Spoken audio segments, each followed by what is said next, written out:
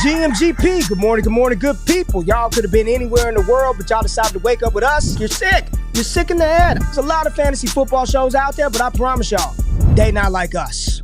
Brock Bowers, you looked a little quicker than fast. What does that even mean? Redraft, dynasty, best ball, high stakes, we got you covered. And that's MVS and Justin Watson with some of the dopest tools designed to help you cancel out the noise and dominate your leagues. If there's a white wide receiver named Antoine, sign me up. Maybe it's cultural. I don't know. In season or off season, rain, sleet, hail, and snow, comma, semicolon, period, next sentence, to bring you the most actionable and entertaining content on YouTube. You don't go buy the dip on the Titanic. Quarterback that you love, D-Bro. One of the best values in fantasy football. Prop bets with my man JRich. Is that yes! Let's go! So wipe the crust out of your eye, get you a cup of coffee. It's time to wake y'all asses up with Ray and Jay in the morning.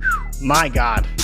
How good is Dude. he? How good? Oh, GMGP. It is Friday, April 18, 2025. Y'all decided to wake your asses up with me and my co-host, my brother from another mother. Y'all know who it is. The double and triple down king himself, Jordan Richard. You can find him at your boy JRich. Wake up with Ray and Jay. This Friday show is for you, the people. So make sure you holler at us in the chat. Get your comments coming in. We're talking all things NFL draft. This was twas the Friday before the NFL draft, JRich. We are there next week. Nobody says that. I know. I was trying to think of something. You know, it was the night before Christmas. It was like the Friday before the NFL draft, man. I'm excited. I am excited, and we got a lot of people in the building. All City 617 was popping with you. GMGP, and then it's DD at Double the end D. of that was popping with you. Yeah, little DD. GMGP, DD. Who else we got in the building this morning? I know I saw Garrison in the building. Big Diaz, Good Friday. Yes, Friday, Freaky Friday, Good Friday. It's Good Friday today. We can't be nasty today, JRich. Richard Campbell, pump them likes up. People support our boys. That's right, Richard. Appreciate you being in the building this morning. JRich, how are you, my friend? I'm good, man. I'm good. It is a very good Friday. I hope everyone is enjoying. Thank everybody for tuning in, and I think we're going to have a good show today, Ray. You know, I was kicking the tires on some draft day speculation. Yeah, Jorge is here, so the show can begin. Jorge is here. We can start the show now that he is here. Yes, sir. Yes, sir. I mean, he's vital to the show. He's vital to the experience. Big contributor in the chat. We need Jorge to be here, or we cannot start the show. But glad to be here. To the show, happy for a good Friday. From Rhode Island. Very vital to the show, man. We appreciate Jorge being in the building. What state is Rhode Island in, Ray? It's its own state. You try to get me early this morning. It's its own damn state. It's one of the how many states are in America, Rich? How many states are in America? Isn't there only 50 states? And then there's a 51st. What do they call the other one? It's like annexed. Is it? Well, because DC is not a state. It's a Commonwealth or whatever it is. What is it called? The District of Columbia. There you go. Yes, I forget these things. All right, we got a lot of states. We got a lot to talk about, JRich. We got the NFL draft next week. Everybody is putting out their final touches on mock drafts and rookie guides. And yeah, I know we've talked about it for a while, but me and old Dynasty Daddy, we're going to be putting out a rookie draft guide right the day of the NFL draft and updating the landing spots and the positions and the fits and all of that dope stuff. It's going to be digital. So that'll be dropping next week as well. We'll be doing the NFL draft streaming all 3 days. 2 days on this channel, 1 day on DDFFB. Make sure you subscribe to the Fantasy Football channel.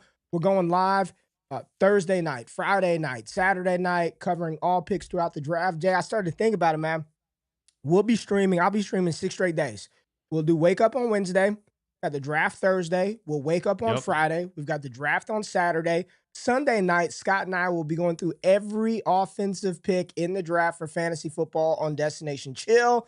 Then we'll be back on Monday for Wake Up. So 6 straight days of old streams for GQ. So make sure you show some love, run the likes up, support the channel, subscribe to the channel, join the community. Any other housekeeping things we need to get out of the way before we get into Aaron Rodgers, JRich? Yeah, I don't think there's anything left. It's really just, Aaron Rodgers popped up on McAfee yesterday, and he had some very choice words for the Jets organization. It was interesting. I don't know if it was choice words that he had, but he was a little. The irony of Aaron Rodgers. Here's a screenshot from him from McAfee a while ago, but he was back. He was back on McAfee yesterday, old Aaron Rodgers right here. And he was upset, JRich, the audacity of him being upset because people wasted his time. Something? He was a little perturbed that his time was wasted, yet every single offseason we have to go weeks and weeks and weeks on end about him wanting to play football or not wanting to play football. But he met with he talked about his story of when he met with the Jets brass, the top end people, and sat down with Aaron Glenn, and Glenn let him know, hey, we're going in a different direction. Old Rodgers was upset, JRich, that his time was wasted. He flew on his own dime. He made sure to let people know that the multi-hundred bajillion millionaire had to fly Delta on his own dime, was not happy about that. And this could have been done over the phone. Jets going in a different direction. Aaron Rodgers saying that he's got different commitments in life right now. He's got different commitments. Yeah. He's got a serious relationship. He's 41 years old. He's interested. I think the words that he uses, he's interested in playing football in 2025. Pittsburgh, they cannot be feeling good going into the draft next week, knowing that the free agent QB market is pretty much dissipated, knowing that you've got a loose cannon literally kind of holding your team amongst maybe other teams hostage right now during this process. What do you make of Rodgers' comments, his disdain for having his time wasted flying across the country, his interest to some degree in playing football in 2025, and what the hell are the Pittsburgh Steelers going to do at pick 21? I see one of their private workouts, or I believe one of their 30 visits, was quarterback Shedeur Sanders. A lot of smoke about him maybe dropping in the draft. Just thoughts about this the whole situation around Aaron Rodgers, the Jets, the Steelers, all of that shit, man. Yeah, I mean, the Jets side of it is interesting, right? People don't like Aaron Rodgers, but I mean, if that was pretty much anybody else, it's like, really? You had to fly me all the way across the country to tell me you're firing me? Like we're going to go in a different direction? Well, he's already been cut, hasn't he? Yeah. Or maybe he hasn't officially been cut yet. I don't know exactly where that transaction has happened yet. I don't know if this just happened or if he was talking about what happened during the free agent period, right? That's a good question. I guess we don't know the exact timeline, when he was, because he wasn't in studio, which he never is, to be honest. No. Wherever the studio is, he wasn't in studio or anything, so it wasn't like he traveled for the show. That's a good question, whether it happened recently or not. Either way, what are your thoughts about Pittsburgh and what they need to do right now? They have to draft a quarterback. When Mike Tomlin was asked about this whole situation with Aaron Rodgers at the GM meetings, he said there's no timeline. And I think we're all kind of like, really? You have Mason Rudolph. There's nobody available. Now not even Joe Flacco. I think at the time, Jameis Winston was available, and so was Russell Wilson. Now none of them are available. And they were the only guys that maybe you could say, okay, they're better than Mason Rudolph. I don't understand how they could possibly say at this point there's no timeline. Because the draft is next week. If Jackson Dart is available at 21, you draft him. I don't really know how you go any other direction because while I'm not the biggest fan of Jackson Dart, who do they have right now? They have Mason Rudolph. I don't even know who the backup is, but they have Mason Rudolph. That's who they signed from Tennessee. They brought him in for like $8 million early in the process. They brought him back to Pittsburgh. And I believe it was once they figured out they weren't going to get Justin Fields and retain him because the Jets wanted them for $40 million, whatever they ended up getting him for, the number was. They decided, you know what? We'll bring back Mason Rudolph. We know what he can do. We know how he plays. He's familiar with our system and the way that we like to play and coach football. So that was good for them. But I just don't understand how you walk it out of the draft and you don't draft one of the top 3 quarterbacks. Maybe it's not Shedeur Sanders because you can't get him, but if Jackson Dart's available, I think at this point you have to draft him. You have to draft him. Because while, they could go into the season with Mason Rudolph at quarterback, we know that they have absolutely no chance of doing anything should that be the case. And so if you're the Pittsburgh Steelers, I just don't see a scenario where you don't draft him. And that's just kind of how I see it at this point. They could maybe go another direction, but I mean, are you going to start Mason Rudolph, one? And if you do that, your season is done. And you're not going to find a guy, even a Jalen Milroe is not going to probably start for you till maybe mid-season. And he's not doing anything for you either. And this is an aging team. And Cam Hayward's been very outspoken about how they need solidity at quarterback to help them win because they're not a young team anymore. They are one of the older teams in the NFL. This comment from AJ says, I think they should go Shedeur if he falls. Definitely. But from the team's language, It's that it's like they're all in on Rodgers, but comfortable with Mason Rudolph. Also keep hearing Will Howard's name. Oh, God. You know, for a team that trades for DK Metcalf, gives him an extension, you're sort of in this weird limbo spot with George Pickens. They paid Pat Freiermuth. They let go of Najee Harris. You've got TJ Watt and Cam Hayward and Minkah Fitzpatrick. It just does not feel like a team that is built to move forward with any type of young quarterback, whether that's Shedeur, Dart, Milrow, Chuck, whomever it is. It feels like a team in a division that if this is the route that they're going to go, they need to find somebody that can come in and play right away. And it does not feel like that quarterback currently exists on the market. I feel like the Steelers are up Schitt's Creek without a paddle. I don't know how they make a move through the draft that's going to make them competitive in the AFC North. I don't think there's a chance that they take down the Cincinnati Bengals or the Baltimore Ravens. So that puts them at third at best in the AFC North. And that is absent Cleveland getting their stuff together because it was a wreck for them in 2024. This whole situation, this is what happens when you put your faith and your eggs in a 41-year-old quarterback, his basket, who's been indecisive seemingly since the time he left Green Bay. Aloof at best. I don't know. I know a lot of Pittsburgh Steelers fans don't want a quarterback. Jackson Dart isn't the name that I hear commonly associated with the Steelers. We'll see how all this is going to play out, but I don't think that the Steelers are going to be in a great boat, JRich, when it's all said and done. Let's talk about another team who was in the news a little bit yesterday. I was riding home, listening to the press conference from Cleveland Browns GM Andrew Berry yesterday, and some of these quotes have circulated across the internet airwaves, talking about Travis Hunter and his Shohei Ohtani-like usage at the next level. I'm listening to the Q&A session, Jay. I'm in the truck. I'm riding. I'm listening. And I don't know who the reporter is that asked Andrew Berry about the chances of them selecting another position, a quarterback, Abdul Carter, right? Those were the names that were invoked. And Berry's like, we're going to keep all our options open. We're going to take this thing down to the final second. All options are on the table. Reporter asks again, further poking Andrew Berry. So is there a chance that you draft a quarterback, a.k.a. Shedeur Sanders? We're keeping all our options open. We're going to take it down to the reporter. She asks one more time, like, Shedeur, is there a chance that you draft him? Berry starts to say, there's a chance. And then he stops himself. And then he's like, we're keeping all. When I heard him, it's how he said it, how the question was asked. Immediately, I was like, oh, yeah, they ain't taking him. This is Travis Hunter land.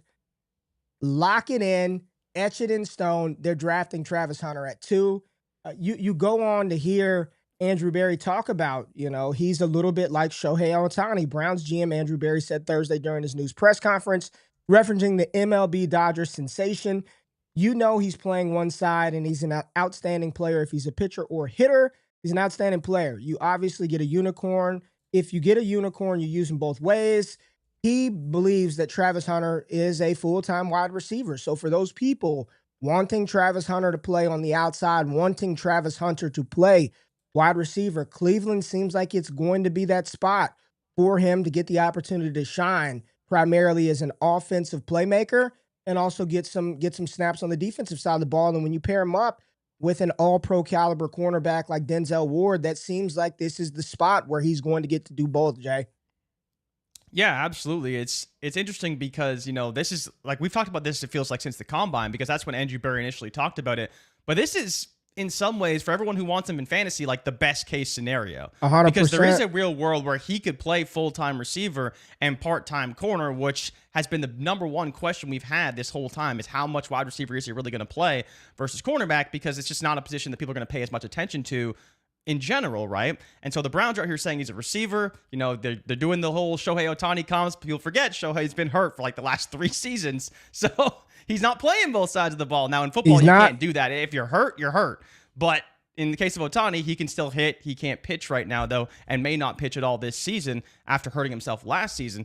But it's interesting, right? Because the question right here, Mark's asking, is Hunter wide receiver 1 in the class at the Browns? And I believe he is. Like, I do believe that if you if you are willing to run the risk that he can play enough snaps to be a full-time receiver, which in my opinion is 70+% of snaps, at least as it stands to be a wide receiver 1 or 2 for fantasy football purposes, then yeah, I would take him as the wide receiver 1. It's still a risk, of course, but I think it's a risk worth taking if you don't think that Ted McMillan is one of the premier receivers or has a chance to be a top receiver in the NFL, which I personally don't think so. And so I would be taking Hunter as wide receiver 1.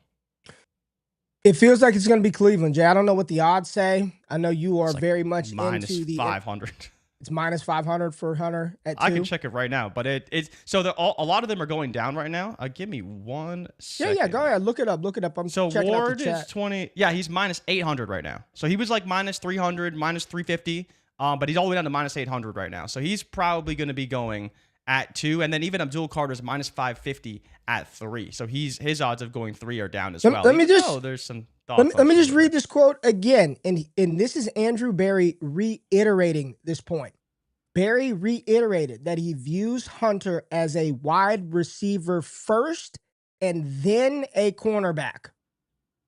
One more time. Andrew Berry reiterate. You know what reiterate means, JRich? It means you said it before, right? You've made this point before, right? Did that Canadian education teach you that? He reiterated, JRich, that he views Hunter as a what first? Wide receiver first, then a cornerback. So, I don't think, let me just, if he's drafted by Cleveland, which all odds, money, tea leaves, smoke suggest that he will be, where do you put him in rookie? There's no more, I would take him at the 110, I would take him over Ted. Like at that point, Cleveland calls his name, wide receiver first. He comes off the board as the what, 102 behind Ashton Genty? Where's he at? Where's he? It's funny you said 102 because, like, yes, we do need to kind of know where those running backs are going to go because maybe if Hampton gets a good landing spot or if you really like Hendo in the second round to the Browns, like or the Bears or some dope team. I'd be surprised if he fell below 103.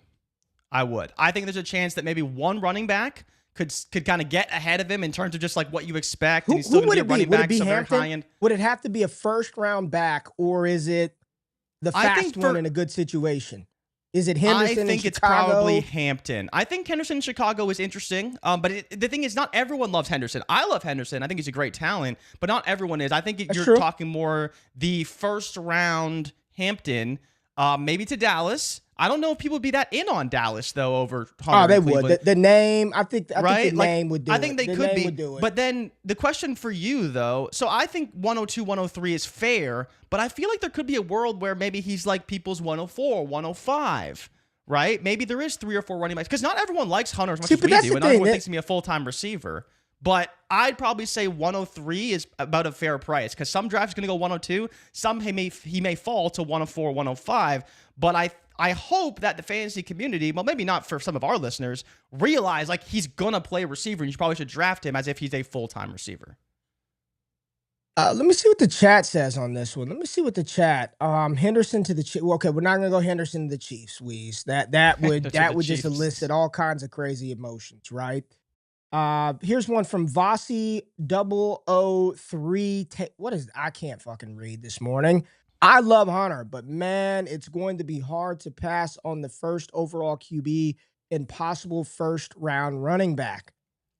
Yeah, I guess I didn't think about Ward. If you like Ward, then you can this is speaking specifically to Superflex, which a lot of our listeners play in Superflex leagues, right? So let me you're taking Cam Ward over Hunter, correct? In Superflex? I would probably take Cam Ward over Hunter, yeah. And that's fair. And where you feel today, you're taking Ashton Genty over him as well, right? Yeah, I'd probably look at it as Genty, Ward, then whoever's next, whether it's Hampton, Hunter, whoever you like next. But I think, you'd probably put Ward and Genty, I'd say, pretty firmly at 1 and 2. Unless you really don't like Ward. Nathan right here says, gotta be 101 over Genty. I think the injury risk, though, is just not worth it. He could get there in value, potentially, but I think the injury risk makes it a little bit not worth it. You know, we had somebody in the chat the other day, Jay, on the comments. They asked me, I made a short about it. They said, are you not concerned about him being banged up, playing both ways, his obsession with playing offense and defense? And I just went through Hunter's injury history. Missed 5 games his senior year of high school with a bad ankle injury. He missed 3 games in 2023 when he got his liver lacerated in that Colorado State game. He missed 3 games. He was banged up, shoulder injury here in 2024. I think he was knocked out of the K-State game. So he's got, and he's not a big guy, right? He's not a big player. Are you concerned about him holding up? I mean, he's been hurt. He's been banged up throughout his collegiate career. And if you watch Colorado, I mean, there were times where he would limp off the field. He'd come back in, but he'd get banged up and just playing both ways. And when I didn't see him on the field, it was a lot of times it was on the defensive side of the ball where it seemed like he was taking breaks, was on the defensive side of the ball. Are you at all concerned about the injury concern with the player playing like this at the highest level that isn't 220 pounds? Yeah, I mean, of course. And it's not just my concern. It's pretty much everyone who's ever spoken about it, right? Any ex-NFL player or former college player will say, like, look, it's awesome you want to do this. Like Cam Newton was talking about it just a few days ago, or maybe it was yesterday. He's like, I don't want to say that Hunter can't do it. And he felt bad saying, like, look, man, it's a lot harder in the NFL. But, like, these guys know that, and they understand that. It is harder in the NFL. They're bigger. They're faster. They're going to hit you harder. And I think the good thing, though, like you're saying, is if he's going to take plays off, if he's a primary receiver, he's just not going to play defense. If he's banged up, if he's hurting, he's just not going to play defense. Like, I think that's the reality of it. He may want to play both sides, but if he's going to take plays off, it's probably going to be on defense more so than offense, because it's a lot easier to not get hit on offense than to have to make tackles on defense. So I'm definitely concerned about it, and it's not just because of the injuries necessarily. It's like, even just if he's a little bit banged up, right? Is that going to impact his ability to play offense as well? Because maybe he still wants to play both ways, but they limit his snaps on both sides of the ball to a more manageable level. Like, that's the real concern here, is that you don't know how well he's going to hold up from just the wear and tear aspect. He may not suffer a serious injury or be out multiple weeks, but that wear and tear is going to be very, very difficult, because it's something that, like everyone's talked about, we've never seen anyone have to manage that at the NFL level. He did it in college. He did a pretty good job, but got a little bit banged up. But in the NFL, it may be even more difficult, but we'll see how he handles it, and hopefully he handles it very well. Yeah, I don't think the managing it is going to be a problem. It's just, I'm just talking about strictly impact to body. The management, he's running far less snaps in the NFL. They're not running, they're running half the amount of plays that he'd be running from the collegiate level. I'm not worried about his conditioning or his ability to do it. It's truly the impact. The hits, right? Yeah, like the impact. I'm talking with the wear and tear of the hits and having to still hit guys, and like, you know, it's funny because Newton's suggestion was like, you go to Miami, what, you're going to cover Tyreek Hill and then you're going to be covered by Jalen Ramsey if he was in Miami, right? Like, it's a little different in the NFL than it is in college, but we'll see how he adjusts to it and how he handles it. Yeah. Let's talk about another team that is in the news. Sean Payton. Did you catch Sean Payton's quotes? JRich, Sean Payton says the Broncos will, in quotes, focus on RB position in the 2025 NFL draft. Sean Payton, on his Thursday press conference, he said there will be a focus on the running back position. It's a pretty good draft for running backs, Payton said via the team's official transcript. He said there are 2 great allies, and I think to help quarterback play, it's a really good defense and obviously a really good running game. Sean Payton noted this. There's some other quotes that say pretty much even if the Broncos don't draft one on Thursday, they should do so before the weekend is out. The draft is a deep class at the position, lines up well with Sean Payton's needs. So Sean Payton, out of his own mouth, running back is a priority. We will address this position. Audric Estime and Jaleel McLaughlin ain't it. We've got to upgrade this position. One of the common team player fit pairings that we've seen throughout the process is the Denver Broncos selecting running back Omarion Hampton out of North Carolina. Jay, I think they'll take a running back. I don't know if it's going to be Hampton. Joker, You think about the type of running backs that Sean Payton has drafted. You've got Estime in Denver, but he also drafted Reggie Bush, a versatile playmaker, a player that I've compared to Reggie Bush as far as what I think he'll play like in the NFL, not collegiate play style, but NFL comparison and how they played. You can go check the channel 3 months ago. I said Travion Anderson reminds me of some of that Miami Dolphins, New Orleans Saints version of Reggie Bush. That to me seems like the Joker that he's looking for. Not Omarion Hampton, not Caleb Johnson. But what are your thoughts on Sean Payton out of his own mouth saying, yeah, we will be upgrading this position in the draft?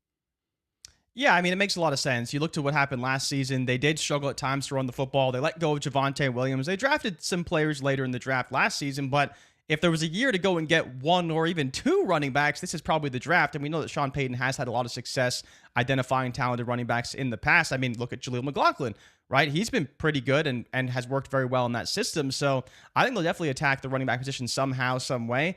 I'm kind of into thinking like, yeah, you're in right now where I don't think they really want to take Omarion Hampton as high as they can in the first round. I think they'd rather go in the second round. It just, I don't really see it. I don't think it makes a lot of sense, but maybe they will. And I think the funny thing is that he's been mocked there a ton lately. And what happened last year, Ray? We knew they wanted Bo Nix, and it was like the least kept secret in the league that they were at 12, and maybe they were going to overdraft him, but hell or high water, they were drafting Bo Nix. And it might be the same with Omarion Hampton, where we knew for a long time that they potentially could be looking at running back. Sean Payton, outspoken, talking about wanting a running back, and then they draft Omarion Hampton round one, and we just have to see how it plays out. I'm not the biggest fan of Hampton in Sean Payton's system. It's a good system for running backs. I just don't know if it best suits how he plays personally, but he would be probably pretty good, and I think people would draft him high. It'd be a fine spot, but to your point, I think Henderson would be a much better fit for that offense. Yeah, Nathan says this draft is deep enough. Payton can take. How many times have we been saying this? I mean, I think this is the draft where multiple teams should take two running backs, just like the Jets did last year, like we've seen the Patriots do in the past. Hell, the Dallas Cowboys, do you remember in 2008 when they drafted Felix Jones in the first round out of Arkansas?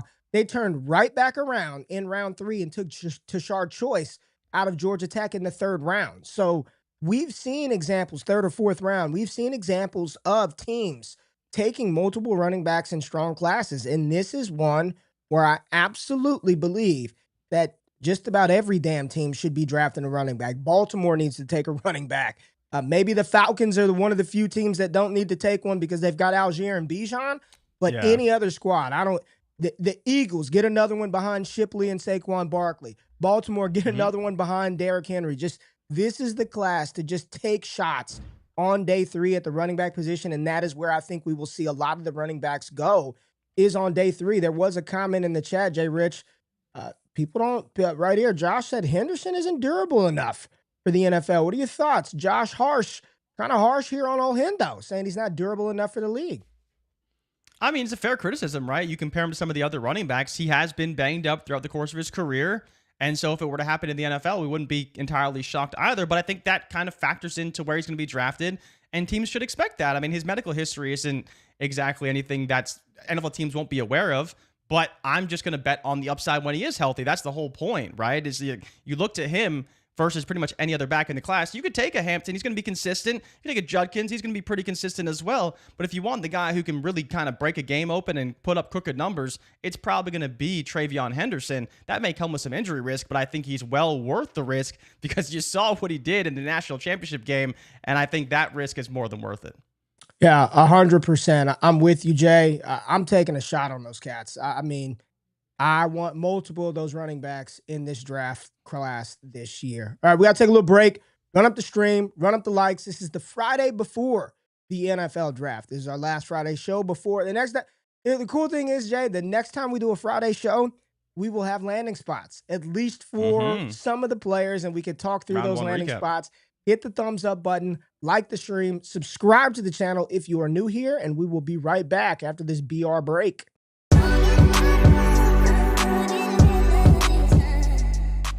Welcome in, everybody, for another stream over here on Bleacher Report NFL Daily. You can find JRich and I every single week here on this app. The moment I say it, they'll say, oh, yuck.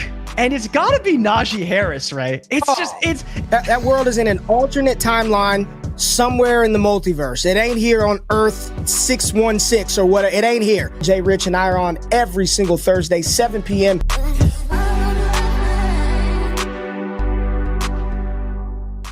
All right, this is Wake Up with Ray and Jay every single Monday, Wednesday, and Friday here on the YouTube channel. Hit the thumbs up button, like the stream, subscribe to the channel, and check out all of the content over on our other channel, DDFFB, DD Fantasy Football. Jay, people are saying that they're surprised you didn't get on me for bringing up Baltimore. You have won the week trolling me. I love that you now have to walk on eggshells.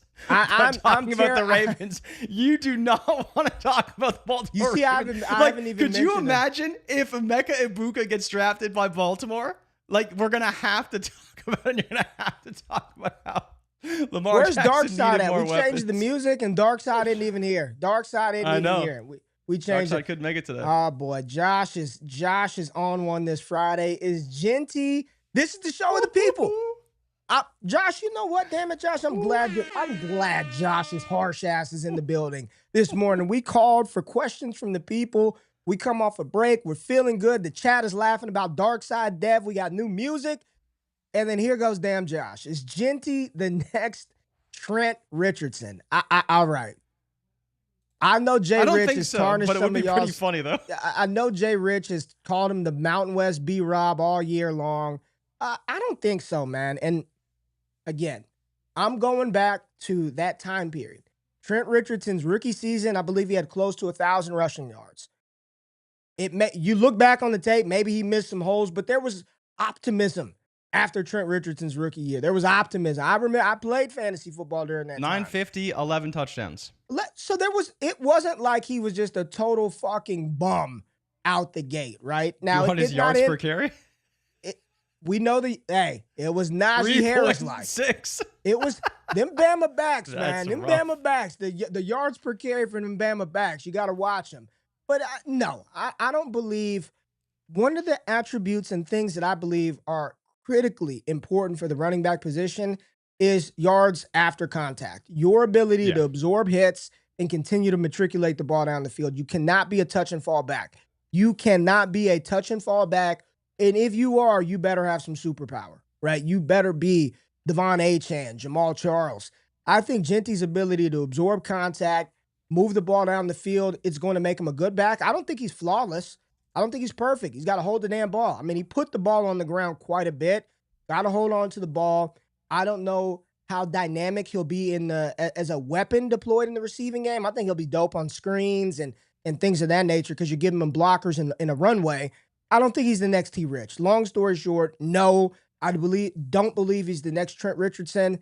I also don't think he's the next Saquon Barkley. I don't believe he's going to be the RB1 best viewed running back in football. You know? Can we just say he's MJD?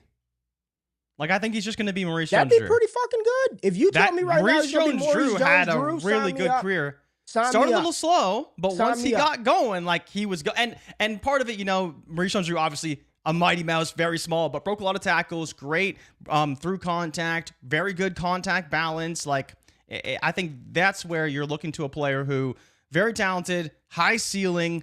It's just Genty will probably get to that ceiling a lot faster than Jones-Drew did. But I think that Maurice Jones-Drew would be a great career arc for a Ashton Genty. Like, he has that ability in him. Like, people forget he ran for 1,600 yards in 2011. He averaged over 100 yards a game and still caught 43 passes in that same season. He didn't have a lot of touchdowns, but he did run a ton. know the comp that I've seen, and I know people don't like it, but the comp that I've seen around Genty that he runs like this player, D'Angelo Williams, not fucking LaDainian Tomlinson like people were saying at the beginning. Like, come on, man. I think D. Will, I know that, man, if he's just D'Angelo Williams, that stinks. But if you're saying that he's D. Will and he could do that for 5, 6, 7 years, I think that'd be a good career. This is a nice comment right here from Vossi 003 Table or whatever, Abel. Missed quite a few of these shows due to life lately, but man, definitely missed your guys' chemistry, 2 of the best. Appreciate you. Life sometimes. Like, this draft process for me, man, I've had a lot of stuff going on personally, just work, home, life, mentally. Shit. Sometimes it gets like that, right? But that's what we're here to do. We want to provide some levity to life, have some fun. It's early in the freaking morning, right? Like, we know it, goddammit. JRich and I were both struggling this morning, but we get people pulling up. Want to provide some entertainment and then have some ball talk. So thank you for tapping in, for being a subscriber. And yeah, we got a lot of chemistry, Jay. We've done a lot of shows together over the past 5 years. A lot of shows, man. People saying bring back the old music, man. They want that Euphoria beat. We got Jeff missing the Euphoria instrumental. I kind of like the new beat, man. His vibe is chill. What else we got? Chill, yeah. We went through Genty, the next Trent Richardson. What else do we have? We got a nice comment right here. Super chat from Kelly Poole. Appreciate you guys and love seeing you grow. Appreciate you, Kelly. Thank you for jumping on the show. Jeff says you guys skipped out on Rome Odunze in the Would You Rather episode. Who was Rome? Who did we have Rome against? I don't think we put Rome against anybody. Did we not put Rome against anybody in Would You Rather? Well, I don't think we did. Oh, with DJ, probably the DJ Moore one. But we did that like the day before. I don't know. It was DJ Moore's birthday a few days ago. Happy birthday, DJ Moore. Cleveland got a first for T. Rich. I miss Eddie Lacy. Can't be tackled. Genty statement. Players Tribune was pretty dope. Yeah, it was. Thor had LaDainian Tomlinson as his comp. I love Thor. Love Thor to death. I'll text him right now and tell him he's out of his damn mind. Thor comp 500 players, man. You got to give him a break every now and then. LT ain't the comp, man, but I love Thor. Sounds like Cam. MJD was the man. What else do we have in the chat? Oh, Rome or Ted is what people wanted. Yeah, that's Rome or Ted? That's Rome.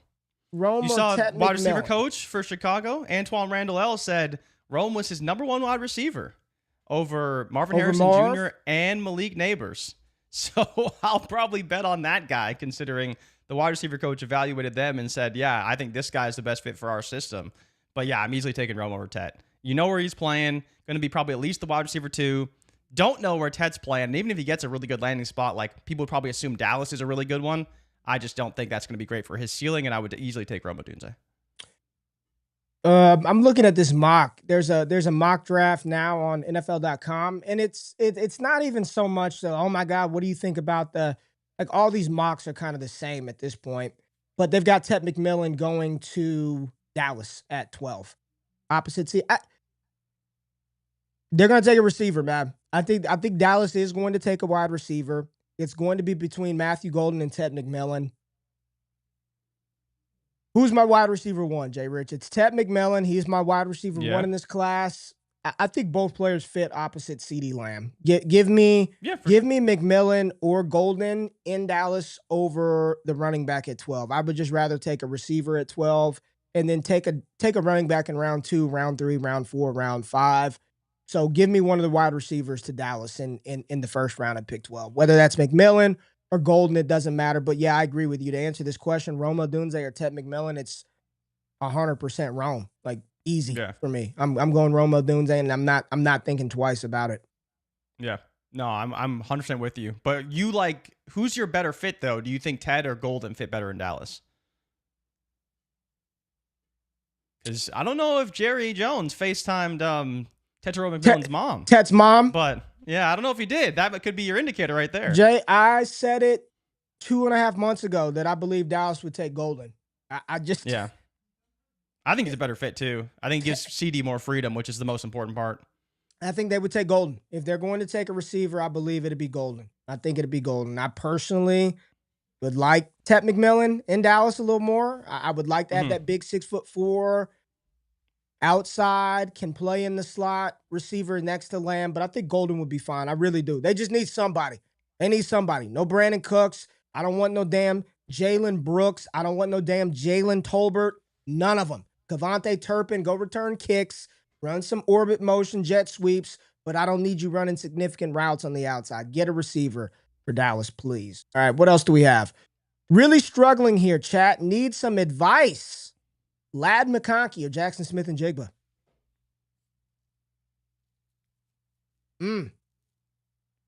Lad McConkey or JSN?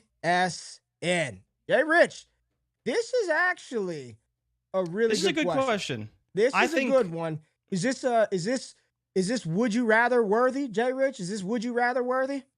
I think it is would you rather worthy. I think I think I could throw that graphic up. You want to do the graphic? I think it is. Yeah, do the graphic, little would you rather graphic, JRich? Maybe? No? Yeah, go for it. I don't know where it's at, but what would you have? What would you rather have? Lad McConkey? Oh, what, JRich, what the hell is going on? Where are we at? Lad McConkey, JRich, or JSN? So, okay. This is very tough because when I just think about both these players, right? My instinct is to say Jackson Smith-Njigba. Okay. That's just kind of where I land. I mean, last year he had 100 receptions, 100 yards, 6 touchdowns is okay. But you look to Ladd McConkey, man. I'm just like, him as well. 82 receptions, 1,150 yards, 7 touchdowns. We know the stats. Which one you taking? So here's where I think the tiebreaker lies. One, you have a player who broke out as a rookie. He's going to be the number 1 target on the team, guaranteed. There ain't no Cooper Kupp. There ain't no Jack Betch in the second round taking targets away from him. Sure, they brought back Mike Williams, but it's the Ladd McConkey show. And in 16 games last year, he put up basically the same numbers as JSN. And ultimately, Ray, let's be honest, he plays with a significantly better quarterback and probably in a better system for his skill set. JSN was great last year. They got rid of that offensive coordinator in Ryan Grubb, and they went and hired Clint Kubiak. And Clint Kubiak, frankly, didn't do a great job in New Orleans last year. Now, there's a lot of talk that maybe he can figure it out once again in Seattle, but for my bet, I'm just going to bet on what we've already seen, consistency in the quarterback, the system, and the player. I'm taking Ladd McConkey. Yeah, I'm looking at the usage from last year. This was 2024. Jackson Smith-Njigba, we're looking at the Trinity tracker over on DD Fantasy Football, the best usage tracker in the game. Very easy. Follow the dots. JSN, 6.46 Trinity score, which is great. Look how above the regression line he was. Ladd McConkey, more usage on that team, but less fantasy scoring. I don't think that either option are bad options. I would take Ladd McConkey over JSN. I'd take Ladd over JSN. I'll trust the usage. I'll trust him being the primary in that offense. And to your point, I just trust the quarterback a little bit more than I do in Seattle with Sam Darnold. So I'm with you. The data and the usage from last year and the predictability of the tool suggests you go with Ladd McConkey, but I would not be upset with JSN either. Yeah, they're both good options, but it's trying not to be a homer because I love Ladd. Like everyone who watches the show knows, I love Ladd McConkey. But I do think that like the season last year was great, but now you have Darnold. And while he was great, I do have some concerns there, absolutely. Partially because of the new OC, but also just from the player himself. Can he even replicate the success and confidence he had last year? Or is he just going to be Sam Darnold that we know kind of stinks out there? So there's definitely some concerns for JSN a little bit in that regard. Yep. You got it, Jeff. You already know what the deal is. TTT, trust the Trinity, but it was pretty split in the chat. A lot of Ladarius McConkey love, but JSN, I can't knock you if you take JSN either. I think both of those players are going to be due good seasons this year, and I'm with you. Spare me Cooper Kupp, Marquez Valdez-Scantling, Noah Fant. I still believe JSN will be the primary. It is truly who is Sam. I want to see how JSN and Cooper Kupp are deployed because I have a feeling, Jay, a lot of people think about JSN as just this slot-only, short target area guy. They were sending him down the field quite a bit. Go routes out of the slot, corner routes, downfield targets.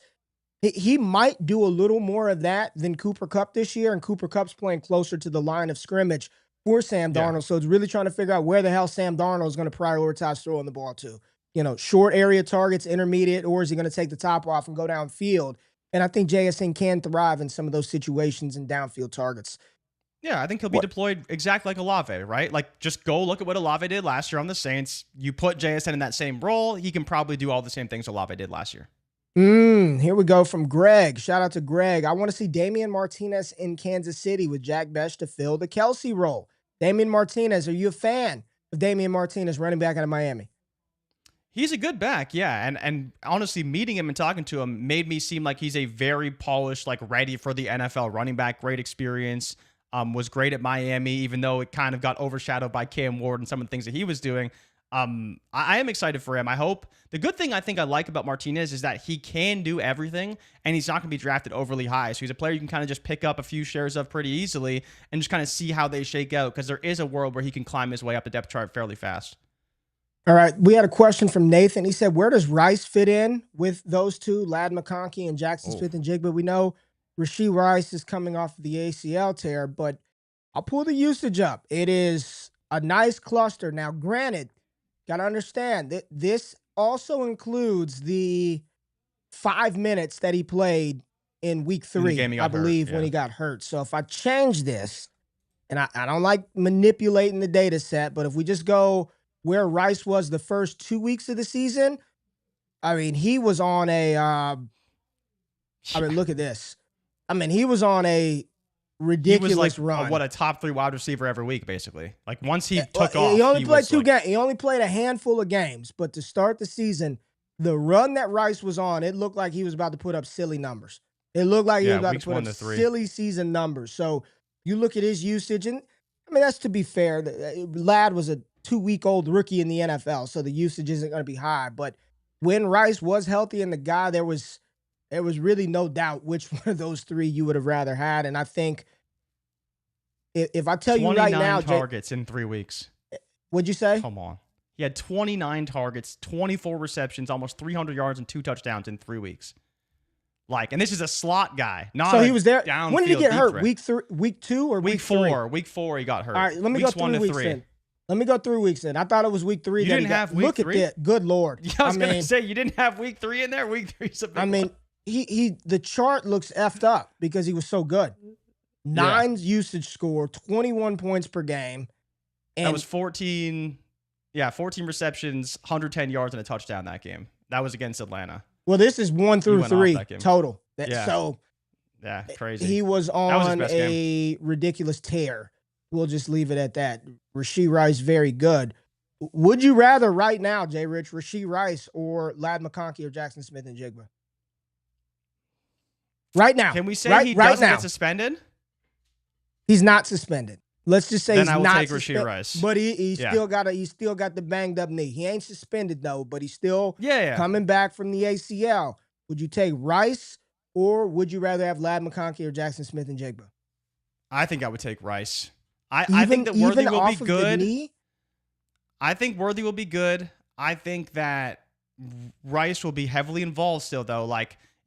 It's people quickly forget how dominant he was. He made Kelsey irrelevant. You don't gotta forget. I just showed you. I mean, we'll see. They need him, and I think they're going to put up a lot of points this year. This, we talked about it on our fantasy defense show yesterday on BR. I don't think that the Chiefs are just going to kind of put up their 24 points a game, hold the opponent. I think Mahomes is going to be out for blood this year, and they're going to be taking it to other teams because Worthy's ready to go, and Rice will be back. Ladd is the only guy there for now, but I think at some point there will be more competition. And Rice already has a lot of competition and thrived in that role. So I think I'm willing to bet on Rice. I wouldn't trade Ladd straight up for Rice, but if I'm getting some type of a discount on Rice because of the injury, I would happily scoop him up because we see the ceiling and how high it is for him. Alex L said Nico, talking about Nico Collins, not Nico Harrison from the Dallas Mavericks. Nico Collins goes nuclear this year, right? No Diggs and Tank Dell for the start of the season. How high are you on Nico Collins, JRich? I mean, we did a show on Bleacher Report, our top 12 fantasy wide receivers, early look. We had Nico, 5, I believe? We had him quite high, yeah. He was, I think just below the elite tier. 4 or 5. He was near the top or at the top. I think he was right below the elite tier. We only had 3 players in the elite tier. It was Lamb, it was Jefferson and Chase, and that was it. Jefferson, and I think Nico Collins was 4 for us. Yeah.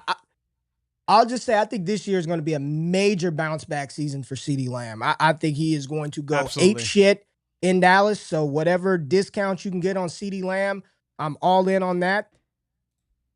I'll say this. I am a J.J. McCarthy fan. I've been a fan of J.J. McCarthy since he got to Michigan and took over as the starting quarterback. Really talented guy. I also am not going to put the expectation that he's Kirk Cousins out the rip or he's Sam Darnold from last year. So if right now, I would probably take Lamb and Chase over Jefferson, and I think Nico Collins is right there. I'm not concerned about how good Jets is. I am just a little bit cautious on being out over my skis for what's going to be a rookie quarterback. If I'm a defensive coordinator, I'm just going to try my best to eliminate Jefferson. I'm going to make that read very hard on the rookie quarterback. I know he's in his second year, but it's his first year playing. I do think there's a world where Nico, you look up and he's a top 3 guy. He's right up there with Lamb. He's right up there with Chase. I think he's going to have a big season in Houston with C.J. Stroud. All right, Ray, so I have to put you to the test because I'm with you, and I think everything you said is very fair. But we need a would you rather here on Nico because there is the injury concerns with Nico. This isn't a new thing. This goes back to college and in the NFL. Rookie season, 14 games. Second season, 10 games. 2 seasons ago, 15 games. Last season, 12 games. Now, he did have 1,000 yards each of the last 2 seasons despite playing limited action. Yeah. And as I mentioned, 1,000 yards this season with only 12 games. And at one point was head and shoulders the favorite to lead the NFL in receiving because he was like 150 yards ahead of every other player through 5 weeks of the season. But there is a lot of ascending talent right now in the NFL. So you already mentioned Chase, Jefferson, Neighbors, Lamb. But next up, or actually, we'll start with Malik Neighbors. Would you take Malik Neighbors or Nico Collins today? Seasonal league, right? We're not talking dynasty. We'll go for the season, yeah. We'll go for the season. Nico. Okay, so Malik Neighbors is down. Brian Thomas Jr. Talk about a high ceiling. Nico. Okay. Amon-Ra St. Brown.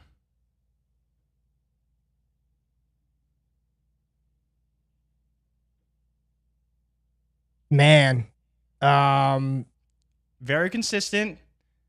Always on the field. Plays through injury all the time. I'm a big St. Brown guy. Probably would take St. Brown. St. Brown. Your boy, Drake London. Nico. And then last but not least, Puka Nacua. Healthy, number 1, Matthew Stafford, Puka Nacua, or Nico Collins?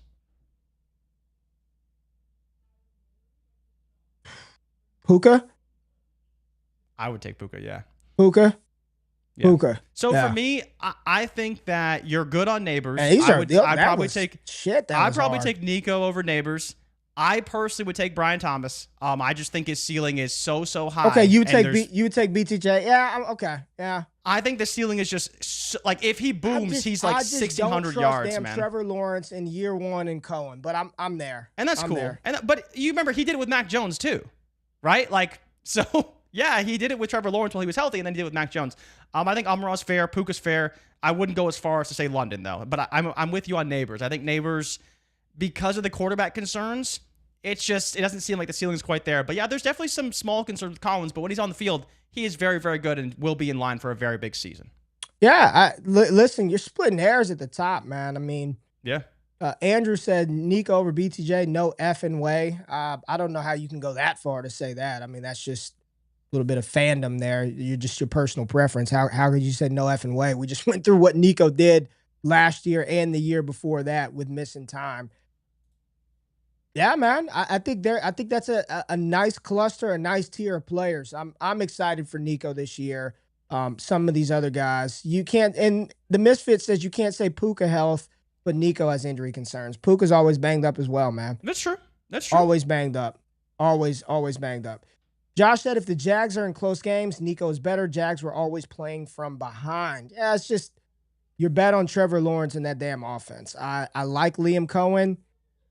I'm not a big fan of the golden one. We've got to see how he performs and how he does. I was listening to a pick a side show about quarterbacks, and they were talking about some of the best QB prospects of all time. Andrew Luck being pretty much the gold standard as the poster child for the perfect QB prospect. Yeah. But when Trevor Lawrence came up, people were like, T-Law over Andrew Luck as prospects. Not what you know today, but the way that the scouting community talked about Trevor Lawrence, like he was supposed to be the next Peyton Manning. I know it's hard for people to put themselves back in the mind frame of 2021, but there was no debate. It was like, this dude is the second coming of Andrew Luck, of Peyton Manning, and he has not lived up to that at all, but a really good quarterback. I just don't trust Trevor Lawrence, man. It's hard to trust T-Law. Yeah. And he's dealt with he's had fumbling issues in the NFL. He's had health issues because he takes too many hits that he shouldn't. Trevor Lawrence hasn't quite. I mean, Daniel said it. I mean, there's no worries about the Texans O-line. Hell yeah.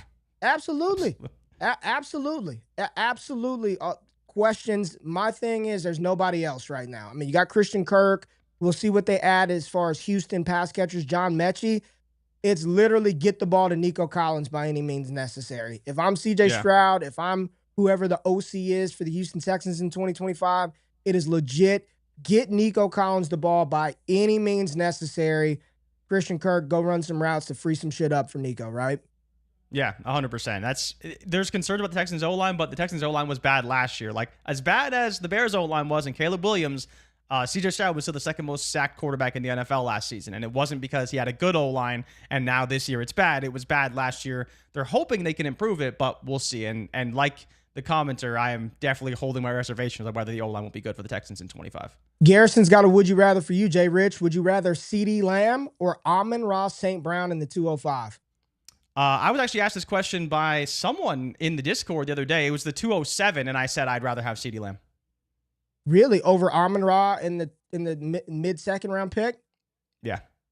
I'm just going to take the elite asset there. The 205, 207, I was asked about the 207, but yeah, I think that there's enough of a difference here between the two players. For me personally, production-wise, maybe a little bit closer, but I think CeeDee Lamb's in for a massive year. Ike is tearing up Trevor Lawrence in the chat. He said he does not deserve the name T-Law.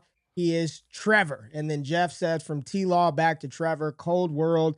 And then my wife said the likes don't match up. Hit the thumbs up button, Jay. Wifey said it. She the baddest. Mrs. GQ said hit the damn thumbs up button, folks. Here's one from Cade Murphy. Lamb or Bijan? Man, it might be Bijan. For this season? For this season or for Dynasty, you want Lamb. This season, man. If there was a season Bijan went crazy, it's probably this season.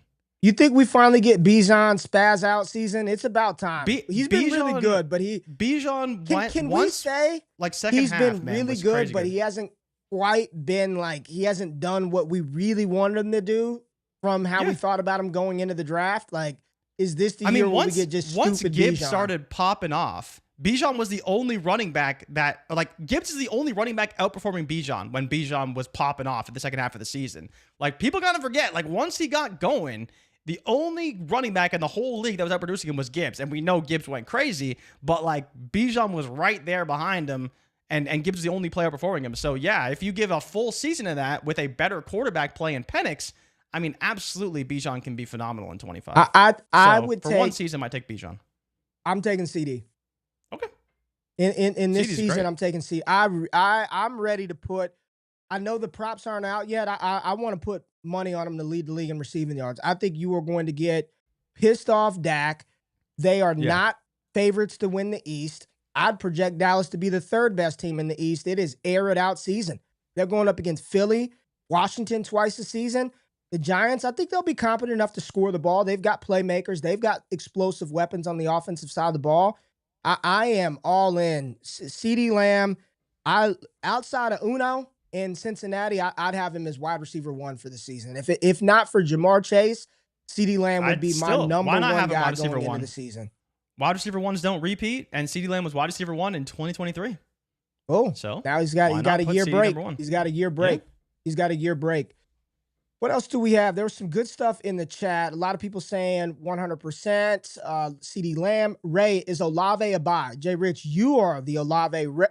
First of all, you talk about me in Baltimore. You are the resident Saints truther and homer in this chat. Is Chris Olave a buy? All the shit that's going on. Derek Carr, Shedeur Sanders, Jackson Dart. Let me say right now, Jay, I do not believe the Saints draft Shedeur Sanders. It's too discussed. There's too much conversation about it. I don't think they're taking him at 9. Are you taking Olave? Are you buying Olave? So I was looking up the price really quickly here to see where he's at between DK Metcalf and Jamison Williams. Wide receiver 28. I think it's fair to take the risk. I don't know if you want to though. I think buying him today is still pretty risky. He's right around the same range as Luther Burden, and you're telling me if I could trade my Burden straight up for Olave, I would probably consider that. But the draft capital to take a Burden, probably not, because Burden's probably going to be a high second. I might imagine rookie draft somewhere around that range.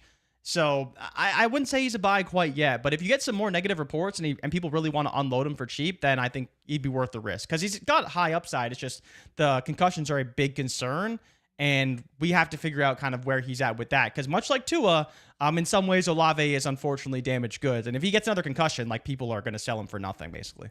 JRich from Jameson. Would you rather Trevor Lawrence or Bo Nix? You love BTJ. You also believe that, hey, this Jags offense could be sneaky. But you've got Bo Nix, Devon Vele, Audric Estime, and the madman Sean Payton. What are you thinking? T-Law or Bo Nix this season? This is pretty easy for me. It's pretty easy for me. Where are you going? It's easy, but part of me just wants to roll the dice. Like, I just want to roll the dice. You want that, Trevor? Ray, I just want to be. I want to be. Go ahead. You when, love like, it. You fucking everything love goes Trevor crazy, Lawrence, man. You love T-Law. It's not that I love Trevor Lawrence. It's that I know that ceiling exists not because I think he can hit it easily, but it's like the pass attempts. That T-Law, man. The pass attempts are always super high. The touchdowns are a possibility. They just have to be more efficient and needs to stop fumbling. But yeah, the answer should be Bo Nix because he's a better quarterback. He's a more competent passer. He's got the number one offensive line in football. At least he had that last season. So if everything continues to be good, and we talked about it last night, literally one of the best defenses in the NFL last season, and they could be even better in 2025. The answer is Bo Nix, but part of me doesn't want to take that gamble on T-Law. I really do. Dennis said the Jags have no defense. They're going to pass a lot this year, JRich. That feeds every year into your... Dude, Trevor Lawrence passes the heck out of the ball every season. Like, the heck you want to talk about a guy, he's like 600 attempts every season. He just doesn't get the touchdowns. It's crazy.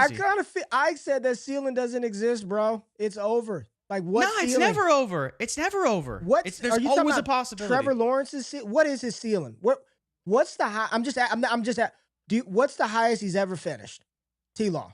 Oh, as QB, I don't have the fantasy ranks in front of me. I just have his overall numbers. But he's got 4,000 yards each of the last 2 seasons heading into this year. He obviously got hurt this season. Didn't quite hit that. The crazy thing is, Ray, and if you want the ultimate indictment of Trevor Lawrence, Bo Nix threw for more touchdowns in his rookie season than Trevor Lawrence ever has in his entire career. Period. 12. Trevor Lawrence's career high in touchdowns is 25. QB 12, QB 13, and then this year, limited games, 10 games, QB 22. Yeah, because he can't throw enough touchdowns, and he fumbles a lot, and he throws picks, and that's the problem. Bo Nix doesn't throw picks; he runs, and he's already thrown for more touchdowns than Trevor Lawrence ever has. And the crazy thing is, despite that, T-Law does run quite a bit. 5 rushing touchdowns his rookie year, 4 the year he sneaks it. They sneak it a lot on the goal line too. So what's ceiling? Like what's his ceiling? Bo Nix is already finished, had a higher fantasy finish in his rookie season with fucking nobody there than Trevor Lawrence. He finished his QB 8. Like you keep the ceiling is in Bo Nix. There's the ceiling right there. Well, yes, it is, but there's downside too. If they don't have the best offensive line in football next season, is it as efficient? They've got the best O-line in football. They had the best O-line in football last season. If they don't have that this season, because you got to remember, Denver was one of the healthiest teams last year. They were one of the healthiest teams. They had a lot of continuity. They played very, very well. The offensive line was great, despite people being a little bit unsure about that. And Nix was great. I still think the answer is Nix, but we can't forget what Cohen has done with Baker and how he's developed throughout the years. Like, there is a world where Trevor can drastically improve. The skill set's always been there. He's a 4,000-yard passer. The touchdowns haven't quite been there. But if there was a offensive mind that said, hey, Trevor, let's throw some touchdowns this season, it might be Liam Cohen. You give him 30, you give him 40, 300 yards, maybe there's a chance he can crack that, top 10, top 8 type finish. But the answer is Bo Nix for now. Bo Nix has a very high ceiling, and I would take Bo Nix. But I do think there's a world where maybe Trevor Lawrence can, again, in one season, have a very, very good year. I think that is possible. MA football guy, the Bo Nix craze is just that, a craze. He's arguably the most overrated QB from 2024. I wouldn't go that far. I mean, what are we talking about? He had almost 600 pass attempts as a rookie, 3,700 yards, 66% completion percentage, 430 rushing yards, 29 touchdowns. Pretty good. And he can run. Aren't we just playing a game? Aren't we just trying to get points? What? Mm-hmm. these personal biases that you've had against these players, you know when the personal bias for me stops, JRich? When they're fucking in the league. Whatever I thought about him as a prospect, whatever I thought he would or would not become, like at this point, I'm going off of what happened in year one. Year one, he was not overrated. Year one, he was the second best rookie quarterback behind Jaden Daniels. And you could debate that with your mama. He was the second best rookie quarterback in 2024, and he played all 17 games. I mean, he started out the gate, highs and lows. He's paired up with a great offensive mind. He's got a great defense. What else is there to think about? What are we doing and what are we talking about? Yeah. No, he was great, honestly. And I think the crazy thing about him is that what started as a bit more of a dink and dunk style offense to get his feet wet, get a feel for the offense, and then later in the year is when they really started to air the ball out. And that's where, when you just talk about a ceiling for Bo Nix, like if he does that consistently for the entire season, there is a massive amount of upside that wasn't tapped into in the first year that you could probably get in the second season. It's just, again, part of it is can they develop this run game further, and will that impact his numbers at all? Because, as you mentioned, they did throw the ball a lot last year, 567 times for Bo Nix. I don't think you want to quite have him in that range, but he was great, and we can't take that away from him. He was great. Yeah, he was incredible, man. He was better than I thought. He was better than you thought. He was better than everybody 100%. thought. So, does this mean he's going to be a damn Hall of Famer? No, but he definitely showed an ability that he belongs, right? That he belongs. What else do we have? As a Vols fan, I couldn't stand Ladd in college. I had to put that bias aside for fantasy. Yeah, I mean, if you're betting and playing a game, there is no bias. I don't give a shit what I thought about him in college. If they're getting opportunity in scoring or making me money, then I'm all in on that player. For this proxy of a game that we play. What else do we have before we get out of here, Jay? I see Ty DeClaire in the building. Well, shout out to Ty DeClaire, man. I want to give a big shout out to him. What he's doing on DDFFB with the All Gas Trade Show, he and Gabe. Y'all make sure y'all pull up. Saturdays, he's dropping content. I want to see if we get more trade shit out of Ty DeClaire, man. He's doing a great job over there. So big time shout out. Much love, Ty DeClaire. Make sure you follow him and check out his trade show where he's going through all kinds of dynasty trades from our community, DD Fantasy Football. You can get there, patreon.com/allgas, or go to the website. Doing a great job with us. And no, Pete, he did not matriculate the ball down the field. This is another one. Apparently, I say this a lot, JRich, matriculate the ball down the field. Apparently, I say this a lot. It is in your verbiage. Pete Town. Screw you, Pete Town, making fun of old GQ today. What else do we have, Jay, before we get out of here? You grade him after one season. Listen, God damn it, JRich. There's no bias here with the Pats logo. MA Football Guy, a.k.a. your boy JRich's burner account. He is exclamation marking me like crazy. You are grading him after one season, and then guess who he's got better? Drake May is better. Of course, the guy who's got the damn Patriots logo as his YouTube profile thinks Drake May is better. I, too, thought Drake May was a better prospect. I did. I want to see what May does this year. Yes, I am going to grade Bo Nix on 17 games opposed to Drake May's 4 games. I think that's probably the logical thing that we should do, or however many games Drake May played. I'm going to judge. Like 14. However many he played. Bo Nix played 17 of them, man. Play 17. 13. Why the Knicks hate? I don't get it. Yeah. All right, Ray, I do want your thoughts, though, because the draft is next week. All right. And so, in my opinion, there's been some marker shifts. We did talk about it a little bit yesterday off camera. Number 1 is going to be Cam Ward. Number 2 is going to be Travis Hunter. Number 3 is going to be Abdul Carter. I don't know. Okay. So your prediction today, Friday, April 18th.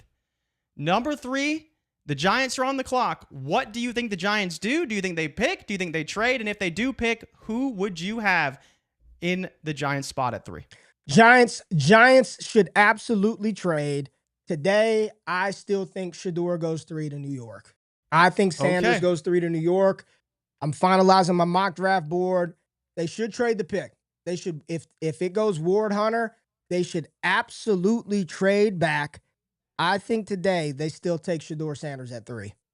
So if they hold firm, they're taking Shedeur Sanders. At 4, who do you have my Patriots taking? And please don't let it be Will Campbell. Abdul Carter. Abdul Carter is on the board. and he is gone. At pick 5, Ray, I've mentioned this on this show, and I talked to you about redo. Can I redo it? Oh God, no, you can't redo it. You're not disparaging this show with your outlandish takes. We will get there. So I can't put who I No, save it for your mock draft. Ray wants to do something crazy, people. He told me about it last night. Ashton Genty's going 4th to New England, man. Genty's going 4 to New England, Jay. Just get ready. He's not going 4th to New England. He's going 4th to New England. If Vrabel's crazy, he's not that crazy. Let me redo the mock. Abdul Carter's off the board at 3 to New York. 4 is Ashton Genty. It's going to be Ashton Genty. Where's MA football your fan mock. at? Where's MA at? Where's your burner at? They're going Ashton Genty at 4, man. Okay, so to review your now changed mock, Cam Ward at 1, Travis Hunter at 2, at 3, Abdul Carter. At 4, Ashton Genty. Yes. At pick 5, the Jaguars are up. Who do they take? Because now mock draft is thrown to the side. Will Campbell. Okay. Will Campbell. You don't see a lot of Will Campbell to the Jags. Usually it's Armand Membu. At pick 6, the Raiders are on the clock. Membu. Probably Membu. That's a good pick there. I like that. Pick 7, the Jets are on the clock. Who do they take? Membu is their most commonly drafted player. He is now off the board. He went to the Raiders at 6. Tyler Warren. Okay, yes. We know the Jets would like a tight end. We see Elijah Arroyo in the second a lot. Armand Membu is a very commonly placed player there. Tyler Warren to the Jets at 7. At pick 8, the Carolina Panthers select Mason Graham. Okay. Pair him up. Yeah. They're not going to draft Mason Graham, but okay. Yeah, good they select pick, Mason Graham. Then at 9, because I don't know if you're intentionally forgetting this player or not, but they would take him here absolutely. The Saints select Shedeur Sanders is now once again available, but you said they're not taking him. No. Would you like me to make the pick for you? Sure. They will take Jalen Walker because he hasn't. I was going to say Jalen Walker. Okay. I was going to say Jalen Walker. Okay. Yeah. Jalen Walker should have went at 8 to Carolina, but he's going to 9 to New Orleans and Ray's mock. At 10, Ray, the 2 most commonly drafted players to the Bears are number 1, Ashton Genty, number 2, Tyler Warren. They have both been selected already in this mock. Who do your Chicago Bears and Caleb Williams get with the 10th overall pick? They trade down. Who do they trade with then? The hell if I know. Denver. To what? I don't know who they trade with. How about they trade with Seattle? Trade with Seattle? Okay. Seattle trades out to 10 and they draft Kelvin Banks. Oh, I can see that. See that. Yeah, look at that. Johnny's saying it. Yeah, Banks. Johnny said Banks. Yeah. Johnny said Banks. I know people keep saying Carolina. I don't think the Panthers are taking a receiver at 8. There's no way, man. I don't think it's Tet. The odds do not. Where's his draft? It's like under 20-something now. I don't know what his number is, but the 2 most commonly mocked players to Carolina at 8. Jalen Walker, number 1, and Mikael Williams at 2. They're taking an edge because they need one so badly. McMillan is an option, but I don't think it's happening because both those players should be available. Walker may not be available. At that point, then, maybe McMillan could go to Carolina, but I still think if that were to happen, Mason Graham could potentially be available as well, and that's where they'll probably go. I think Chicago, Pittsburgh coming up for Shedeur or Jackson Dart. I think both of those guys are going to go somewhere in the teens, probably, if the Giants don't take Sanders at 3. If the Giants don't keep Sanders at 3.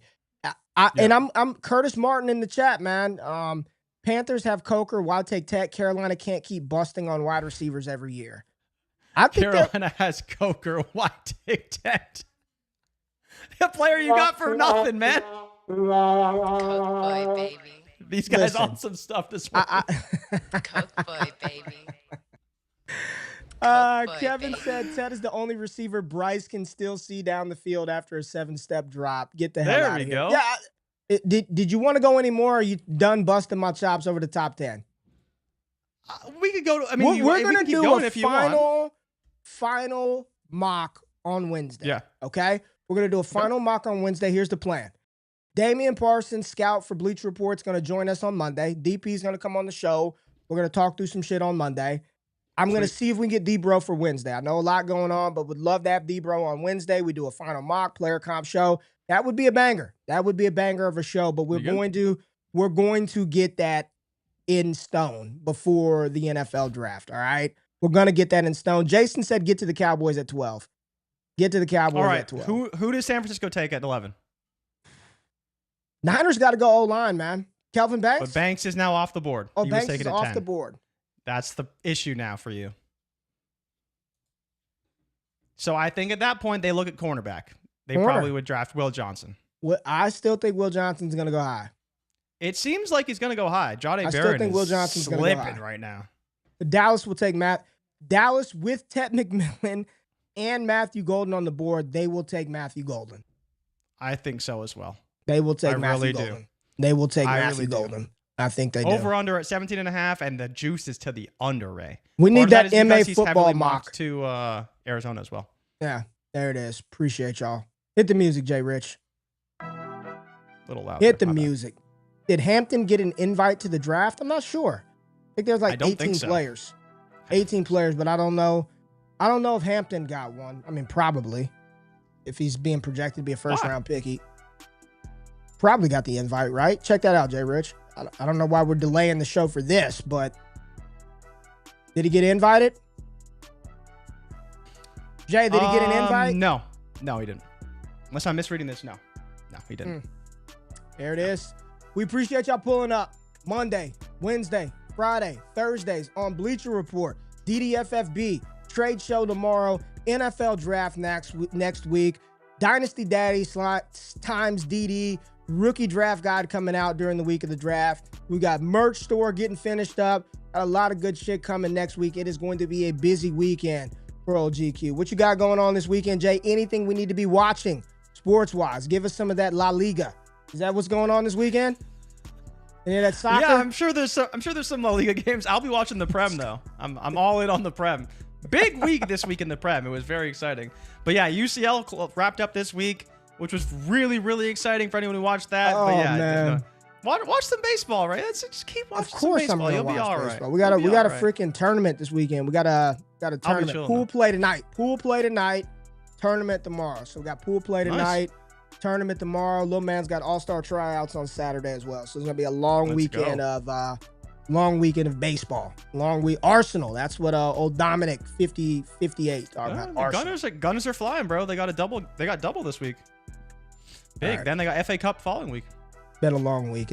Here we go. Too much UCL talk. Arsenal probably going to win the UCL. Purdy's elbow. They are flying. Say goodbye to the people, JRich, so we get the hell out of here. Thank you, everybody, for tuning in. Big weekend this week. Rest up because we have a massive week ahead for the draft. What are we doing? What? Fucking WrestleMania is this weekend. I mean, we've got Jey Uso if you care. Gunther. We've got Cena versus Cody Rhodes, Io Sky, Rhea Ripley, Bianca Belair. I mean, we've got a show. AJ Styles, Logan Paul. Are you not watching WrestleMania? I mean, no. I am ready, JRich. I am ready. I will not be watching WrestleMania. Unfortunately, that was not a staple of my youth. But, enjoy. I hope it's fun. I hope it's great. I mean, we might come in on Monday. And while everybody's excited for that NFL draft, we are legit 20 minutes of WrestleMania. I mean, just Cody Rhodes, the redemption. I'm trying to think of what cool things that we're gonna see. I'm ready, man. WrestleMania 41, my hometown of Las Vegas, Nevada. I think Uso's gonna lose, man. They've been setting it up for with Gunther. I think Jey Uso's gonna lose. And I think John Cena is going to lose as well. Cody Rhodes is going to get it done. Cody Rhodes is going to get it done versus Cena on the Redemption Tour. And I do think Io Sky is going to win that women's title, man. But anyways, let's get out of here. Sinners, the movie is out. There's a lot of good there's a lot of good shit going on, man. There's a lot of good stuff to watch, Jay. You going to see Ryan Coogler's movie, The Film Sinners? Are you going to take Rhea to see that? Nah. I haven't watched the movie. Ray, you know how long it's been since I've been to the movies? Like, no bullshit. The last time I actually wanted to go see a movie, it was Interstellar. That's the last time I went to the Interstellar movies. is the last movie that you. The last time that I actually was like, yo, I got to go to the movies and watch this movie. Love the movie that you. I mean, that is a big Christopher Nolan guy around here. It's a big Christopher Nolan guy around here. Yeah. Interstellar is a cult. I am great movie. As disappointed as I am of you on a daily basis, I am very pleased to hear that the last movie that you saw. I'm disappointed in this, but the fact that it was Interstellar, I give you credit for that, JRich. Good movie. All right, let's get out of here. All right, we're gone. We'll see y'all on Monday. Peace.